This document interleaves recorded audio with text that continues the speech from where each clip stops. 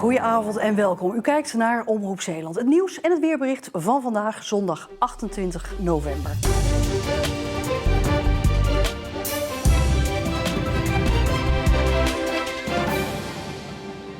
Het is opnieuw schakelen voor de horeca. Vanwege de nieuwe coronamaatregelen moeten restaurants weer coronaproof worden ingericht. Zo ook hier bij Foodjutters in Terneuzen. Vanmorgen werd alles op alles gezet, zodat gasten weer op 1,5 meter van elkaar zitten.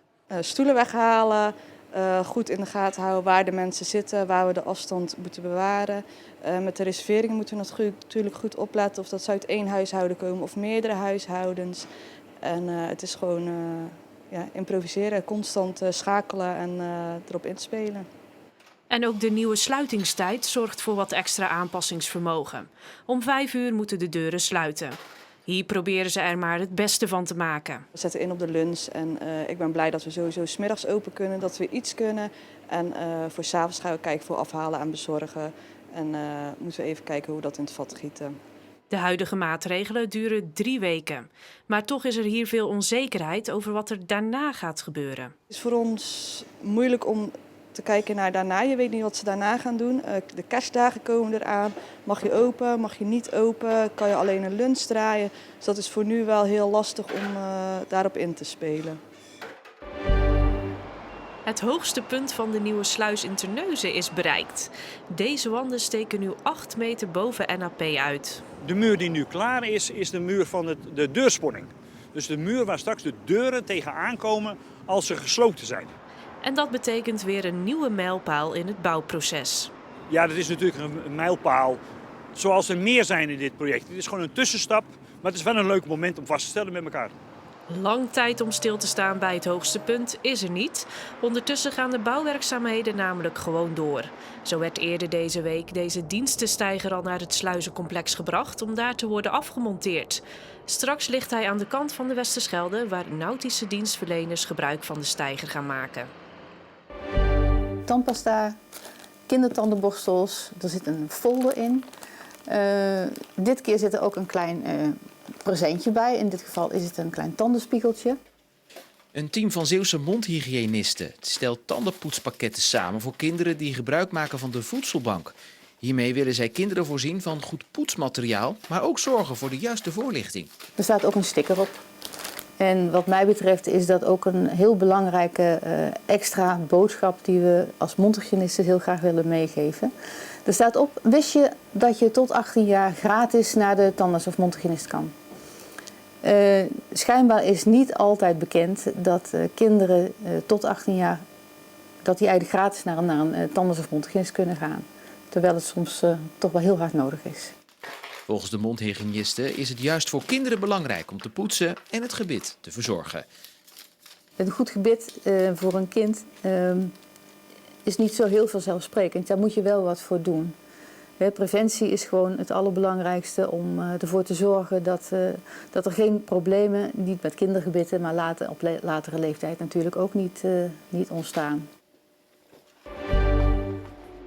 Elk jaar mag Suzanne van Akker weer een beetje eerder aan de bak met het verkopen van kerstbomen. In Hulst heeft ze daarom haar eigen kerstboomkraam opgesteld. Volgens haar zijn mensen in deze onzekere dagen op zoek naar een stukje gezelligheid in huis. Welke kerstboom wilt u dan? Ja, dan ga ik toch voor deze kiezen. Die Noordsman, dat is een mooie, hè? Ja, dat is echt een mooie volle echt prachtig van vorm. Ja, plaat hier. Ze missen een stukje sfeer en gezelligheid in die lange tijd dat er zo weinig kan. Mensen die zijn het allemaal denk ik wel een beetje beu en ze willen echt wel iets gezelligs in huis. Dus dan een kerstboom geeft toch weer een beetje sfeer en gezelligheid. Daarom stelt Suzanne in weer en wind zo vroeg mogelijk haar kerstbomen tentoon. Te vroeg? Kerstboomkopers vinden van niet. Vroeg, bijna december, dus ja, waarom niet? Waarom niet? Breng wat gezelligheid in huis en de geur, gezellig, gewoon. Vind het leuk. En als de bezoekers dan met een glimlach en een kerstboom onder de arm vertrekken, is Suzanne tevreden.